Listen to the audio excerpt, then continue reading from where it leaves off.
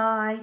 Okay, so why is it important for us to think about self-care? Why our homes start dedicating a day to talking about it? It boils down to, in its simplest form, the fact that if we don't meet our own needs, it is increasingly difficult to meet the needs of our children. And what I hear a lot from the families that I support is a lot of emphasis on meeting the child's needs, which is really important, and it's amazing that our children are coming first. But actually, it's really hard to focus on meeting those needs if we're not meeting our own. So for a second, I want you to think about a pyramid of needs. This is Maslow's hierarchy of needs. And basically, you've got steps in your pyramid, and you have to meet those steps to move up to the next step. So the ideal is at the top of the pyramid, and the ideal need, the ideal place to be, is at self-actualization, where we are achieving our full potential.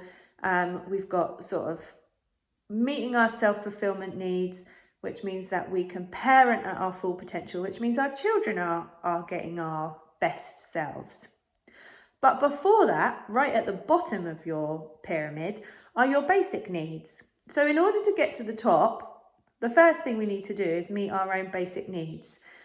They are food, water, shelter, rest, security, safety, all those things that we do daily, you know. So we meet those needs for ourselves and we meet those needs for our children.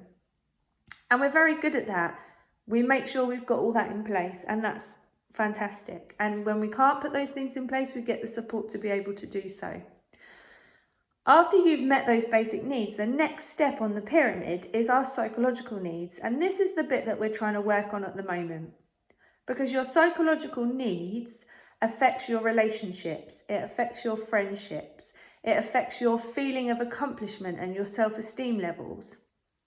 And if we don't meet those needs, we can't be reaching the top of our pyramid. We're not reaching our full potential.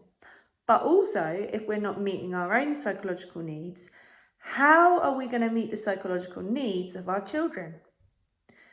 The relationships that are impacted by not meeting those needs are the relationships with our children.